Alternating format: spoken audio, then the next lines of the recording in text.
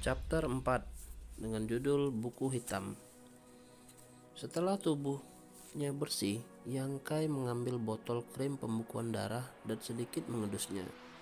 Dia menemukan bahwa obat itu cukup menyegarkan dan kehilangan dirinya di dalamnya. Kemudian dia mengguncangkan untuk membersihkannya. Yang Kai membuka botol itu dan mencoba untuk mengoleskan krim itu langsung ke luka-lukanya. Tetapi dia berhenti.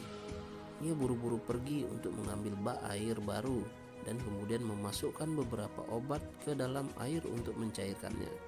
Mengaduknya dengan hati-hati, dia mulai perawatannya menggunakan formula encer. Cukup efek krim pembekuan darah yang baik. Setelah diencerkan, efeknya juga berkurang. Tapi Yang Kai hanya punya satu botol. Jadi tentu saja dia harus menggunakannya dengan hemat. Setelah bak mandi diencerkan digunakan, Yang Kai juga selesai mengobati lukanya. Namun itu juga membuatnya ragu. Untuk bau pasta tidak sama seperti sebelumnya dan juga sedikit lebih pedas. Mengenakan kembali bajunya, dia pergi mengambil ubi jalar berwarna gelap dan mengguyurnya. Yang Kai kemudian menjatuhkan diri di tempat tidurnya dan segera tertidur. Lubang-lubang di atap kecil memungkinkan cahaya merembes masuk, menerangi pondok. Pondok itu sangat jarang, tidak ada meja atau kursi. Hanya satu tempat tidur kecil dengan selimut kulit rusa dan bantal berbentuk persegi. Ini semua milik Yang Kai. Kulit rusa berasal dari rusa Yang Kai buru sebelumnya. Meskipun tidak tebal, tetapi hangat. Sementara bantalnya berasal dari waktu di luar sekolah. Ketika dia sedang berburu, dia menemukannya dan mengambilnya. Bantal persegi, panjangnya 1 kaki dan tebalnya 3 jari. Itu tampak seperti batu. Terasa seperti batu, tetapi tidak menanggung beban seperti batu. Yang Kai tidak tahu apa itu, tetapi menggunakannya sebagai bantal dan tidak menyelidikinya lebih lanjut.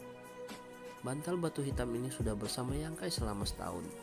Namun, dia masih belum tahu apa itu. Meskipun demikian, itu adalah bantal yang bagus. Tidur nyenyak, Yang Kai memimpikan pertempuran hari ini. Berkali-kali dia dipukul terbang oleh Zhao Dingjun. Dan lagi dia akan berdiri kembali, bertahan dan melanjutkan dengan lambang darah di dadanya. Ketika mimpi berlanjut, lambang darah menjadi semakin kuat. Wajah tidur Yang Kai mengepal kesakitan, tetapi Anda bisa melihatnya dengan tegas. Dia hanya memiliki satu tujuan di dalam hatinya, yaitu untuk berhasil. Bahkan jika ia diperintahkan untuk memotong kakinya atau membakar tubuhnya dengan api, dia tidak akan gemetar ketakutan. Yang Kai tidak sadar, tidak memperhatikan bahwa bantal di bawahnya mulai mengecualikan cahaya mendung yang sesuai dengan suasana hatinya. Cahaya ini semakin lama semakin bercahaya. Dalam mimpi itu, Yang Kai melanjutkan pertempuran dengan Zhao Dingjun. Berulang kali ditabrak ke tanah.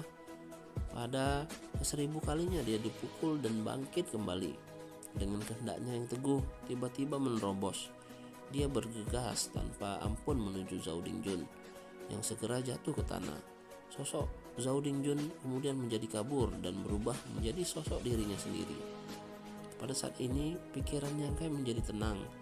Meskipun dia bukan karena dia mengalahkan lawannya, tetapi menang melawan dirinya sendiri, menang melawan ketakutan batinnya dan menghasilkan hati. Perasaan samar perlahan-lahan bangkit. Tidak ada lagi sesuatu di bawah langit yang bisa membuatnya tunduk kepada mereka. Pada kenyataannya, bantal hitam di bawah kepala Yang Kai tiba-tiba mengeluarkan sinar hitam. Sinar hitam ini muncul dari batu hitam dan melayang di udara. Sebentar sebelum mengebor ke kepala Yang Kai, langsung menghilang dari pandangan. Pada saat yang sama, di tempat kuno dan sunyi kehadiran aneh turun. Seperti gelombang pasang, keruntuhan salju. Siapapun yang ada di depannya tidak berarti bahwa kehadirannya aneh itu dipikirkan. Yang Kai tiba-tiba membuka matanya. Seluruh tubuhnya berkeringat dan meledak ketakutan. Dia dibangunkan oleh kehadiran aneh itu. menenangkan diri sendiri, dia memaksakan senyum. Ketika sedang bermimpi, dia benar-benar bisa menakuti dirinya seperti itu. Itu konyol. Menggosokkan wajahnya, dia melihat ke langit malam untuk menentukan waktu. Dan kesal, dia hanya tidur selama 2 jam, melihat di luar cukup gelap. Dengan tergesa-gesa dia bangkit, melipat selimut kulit rusa, meletakkannya kembali bantal hitam. Ketika dia bangun, dia mengerutkan kening dan berbalik untuk melihat kembali ke bantal. Perasaan ini ususnya memberitahu bahwa itu tidak sama. Di bawah keraguannya, Yangkai mengulurkan tangan ke bantal dan mengambilnya. Ya benar, beratnya menurun banyak. Aneh, bagaimana batu blok ini tiba-tiba menjadi sangat ringan? Mempertanyakan hal ini, lebih banyak pertanyaan mulai muncul. Itu seperti sebuah buku tebal yang dilemparkan ke udara dengan halaman-halaman terbentang saat mendarat. Yangkai terperangah, sejenak lupa untuk menangkapnya. Bantal batu hitam jatuh ke tanah dan terbuka seperti buku. Dia tidak bisa mempercayainya meskipun itu tersebar di depannya. Bukankah ini batu? Bagaimana itu bisa tiba-tiba berubah menjadi buku?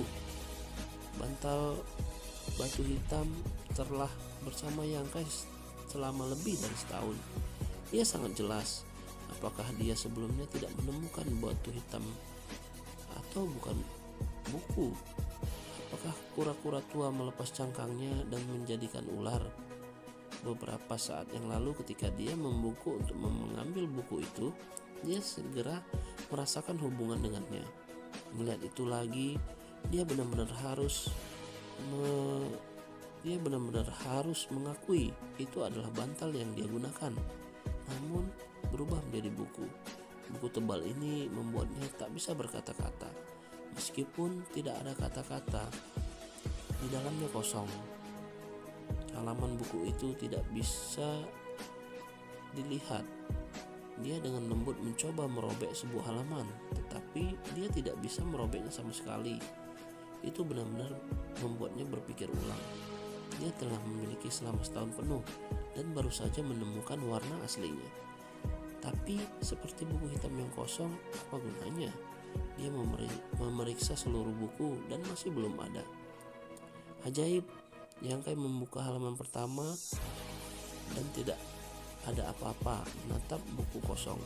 Dengan sedikit usaha, dia masih menemukan sedikit perubahan pada halaman.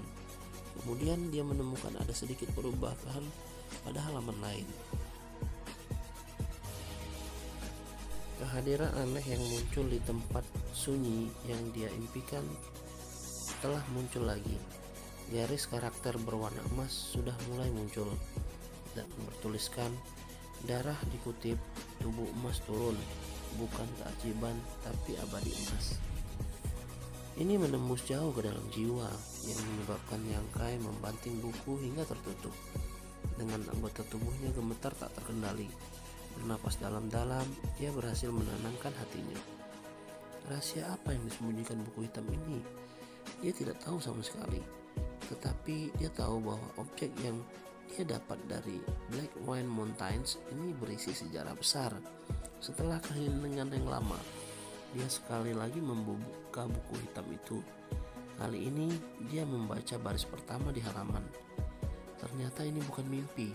Perlahan garis lain perlahan muncul.